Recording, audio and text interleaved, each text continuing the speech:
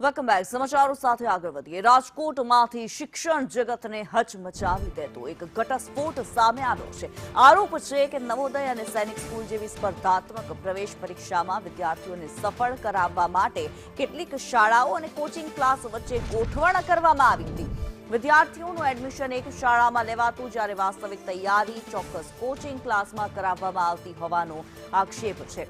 પ્રાથમિક તપાસમાં રાજકોટ જિલ્લાના આશરે 30 શાળાઓના કનેક્શન સામે આવ્યા હોવાનું કહેવાય છે, જેમાં ખાનગી, સરકારી અને ગ્રાન્ટેડ શાળાઓનો પણ સમાવેશ થાય છે. ત્યારે મયુર સોની વધુ વિગતો સાથે જોડાયા છે. મયુર, જે પ્રમાણેની ઘટના સામે આવી રહી છે, શિક્ષણ કૌભાંડનો મોટો ધડાકો થઈ રહ્યો છે, મોટો ખુલાસો થઈ રહ્યો છે.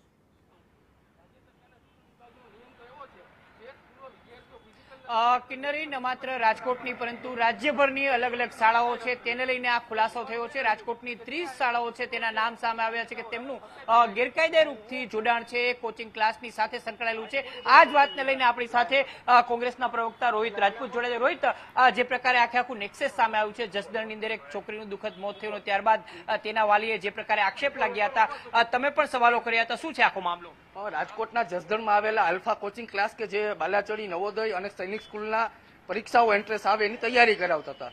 જે રીતના ધોરણ 5માં અભ્યાસ કરતી વિદ્યાર્થીનીનું મેનેજમેન્ટની બેદરકારીથી મોત થયું અને પછી રાજકોટ જિલ્લા કચેરીએથી, શિક્ષણ કચેરીએથી જે તપાસ કમિટીનું ગઠન કર્યું અને એને શિક્ષણ વિભાગને એવો રિપોર્ટ મોકલ્યો કે 700 જેટલા અંદાજિત વિદ્યાર્થીઓ એ ભૂતિયા એડમિશન હતા. એના રાજ્યની અલગ અલગ 31 શાળાઓની અંદર લિવિંગ સર્ટિફિકેટ બોલતા હતા. એટલે ક્યાંક ને ક્યાંક આ એક મોટું નેક્સસ છે. આ માત્ર જસદણની આલ્ફા પૂરતું નથી. રાજકોટની અંદર એલએન એકેડેમી હોય, એજ્યુ નોવા હોય કે અનેક આવી 15 ક્લાસીસ છે જે આવી અલગ અલગ એન્ટ્રન્સ એક્ઝામના ફીના નામે વિદ્યાર્થીઓ પાસેથી ટ્યુશન ફી વસૂલે છે અને લિવિંગ સર્ટિફિકેટ રાખવા માટે અલગથી ફી.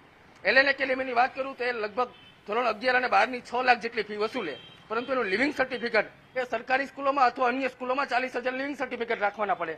એટલે ક્યાંક ને ક્યાંક વાલીને ડબલ ભારણ દેવું પડે. રોહિત, આમાં ન માત્ર સ્કૂલો પરંતુ વાલીઓ પણ જવાબદાર હોય, કારણ કે એમને ખબર છે કે એનો બાળક છે આ સ્કૂલની અંદર એડમિશન લે છે, ટ્યુશન બીજી જગ્યાએ કરે છે, હોસ્ટેલમાં ત્યાં રહે છે.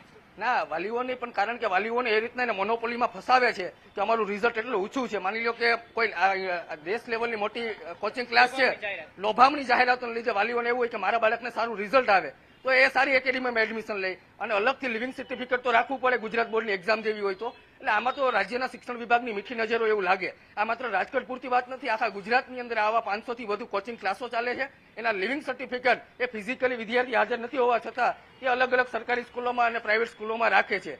એટલે રાજ્ય સરકાર જો ઈચ્છે તો ખાનગી ક્લાસીસોનું રજીસ્ટ્રેશન માટેની જે નીતિ લાવવાની છે એ તાત્કાલિક અમલીકરણ લાવે. અને હું તો આ જે જસદણની મેટરની અંદર જે 31 સ્કૂલોના નામ ખુલ્યા છે એમાં શિક્ષણ વિભાગે 31 સ્કૂલોની માન્યતા રદ કરવી જોઈએ.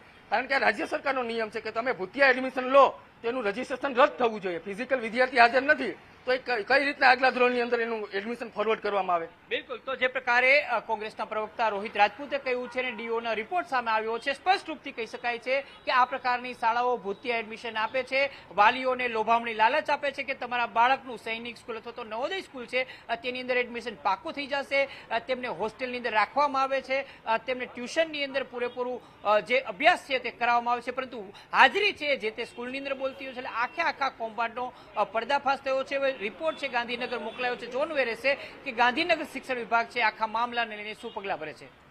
જી, ધન્યવાદ મયુર આ માહિતી માટે.